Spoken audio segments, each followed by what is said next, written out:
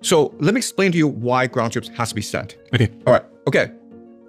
So in phase 1 of this war, which started February 28th, which lasted for about 6 weeks, the intention was to decapitate the regime. And you do that by striking Tehran, and you do that by striking the military bases and installations throughout Iran. It's what the Americans call shock and awe. And the point is to force the Iranians to call uncle. But that's not what happened. To give up. To give up, basically. Because what the Iranians did was they responded by attacking US bases throughout the GCC. They closed off the Strait of Hormuz, and they rallied their people, okay? So rather than surrender, the Iranians basically doubled down. Okay, that's phase 2 of the war. Now we've gone to phase 3 of the war, where Trump has basically decided that decapitation does not work. And so what Trump's going to do is he's going to impose a naval blockade on Iran's naval blockade, right? And so the question then is, if Trump understands that decapitation does not work, then using game theory. What's game theory? Game theory is the belief that all the world is governed by rules and incentives. And once you understand the rules and incentives, you can predict how people behave. Because people will always behave according to their best interests.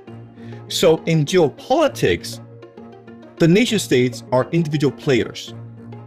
And each nation state is trying to use its resources and its advantages in order to pressure other nation states to obey it. Okay? So Trump recognizes that the Iranians have closed off the Strait of Hormuz, but not only that, but the Iranians could also use the Strait of Hormuz to finance the war, meaning that now they're forcing ships to pay a toll, about $2 million, in order to cross it. And so this is a huge advantage for the Iranians. And so Trump has said, no, I'm going to blockade your blockade, negating Iran's advantage over the Strait of Hormuz.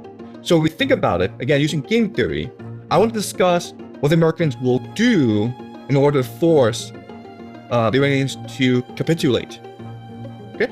So I would say there's a 3-point strategy. The first strategy is economic strangulation.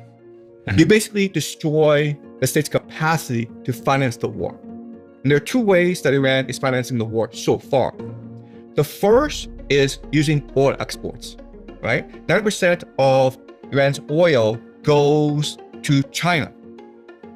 And this is Karg Island.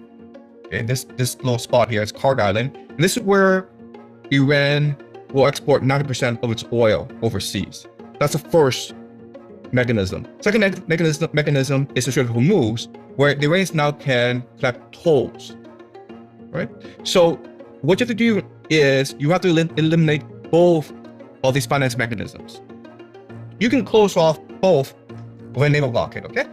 So that's strategy 1. Strategy 2 is you need to create as much chaos within Iran as possible. You want to turn this fortress into a prison. Now, the way you do that is by stirring up ethnic tensions in the country. So if you look at a map, ethnic map of Iran, what you will discover is that the Persian people are primarily in this area, in the middle of the country. But if you go to the borderlands, okay, the border areas, it's primarily ethnic minorities. And there are 2 ethnic minorities in the country that have always been problematic for the government. The first problematic people are called bullocks here in southeast Iran by the Pakistani border. They have a history of insurgency against the government. Okay? Second people that have been problematic are the Kurds, who are primarily in the northwest of the country. So if you are the US government, if you are the military, your strategy is to establish forward operating bases in these areas. A forward operating base is a spearhead of the military, where you insert ground troops to hold an area. Okay, so in order to resupply, in order to push further into the territory. Okay, so a forward operating base would be the US putting troops into the northwest and the southeast, and then using that as a way to move forward into Iran? No, you don't want to move forward into Iran because it's too large. You don't have enough forces to move into Iran. What you want to do is this. You want to establish forward operating bases in these areas in order to arm and train ethnic insurgents. Okay. That you can also finance as well. And you do this because you want to turn them into cannon fodder. You have to force a response from the Iranian military, right? So if they come in with the army in order to quell these rebellions, that's great because now you can use your air power to decimate the Iranian military. Your problem right now is the Iranian military is hiding inside mountains. And so you want to force them out in the open. And so you want to create as many points of tension in the country as possible to force the Iranian military to respond. Right?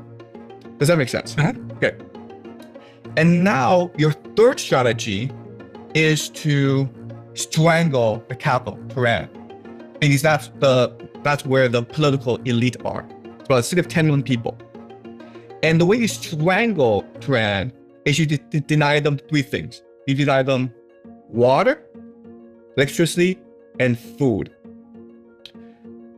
So you attack power plants, you attack reservoirs, you attack railways that bring food into the capital. And when you do that, these 10 million people in Iran will now oppose the government and demand a political settlement because they need food, water, and electricity to survive, right? Is there a government? Right now, there's a debate as to the true extent of leadership in Iran. Because Trump's recent interviews, he's saying, he's claiming that the leadership in Iran are fighting themselves, but then he's also saying in other interviews that they don't even know who they're dealing with. Exactly. Iran has a very unusual political system in that it's a theocracy. It's a religious government. It's run by clerics called the mullahs, in theory. And then there's a parallel system, the state apparatus, that actually takes care of day-to-day bureaucracy, and that's secular. The mullahs control the morality of the country. They also control foreign affairs. So basically, this is important because Iran has two parallel military structures. You have the military, but you also have the IRGC.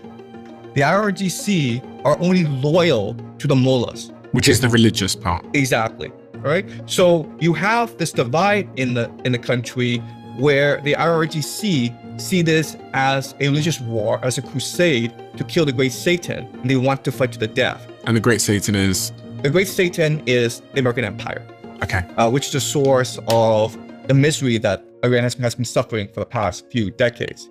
And the IRGC, not only do they see America as the great Satan, but they also see this as a global conflict because they have proxies that support their beliefs, including here in Lebanon, Hezbollah, including here in Yemen, the Houthis, and of course in Palestine, Hamas. Okay, and before, Syria was also part of their axis of resistance, but Syria has been toppled by the Americans and the Israelis. So the IRGC see this as a religious crusade that is global in nature.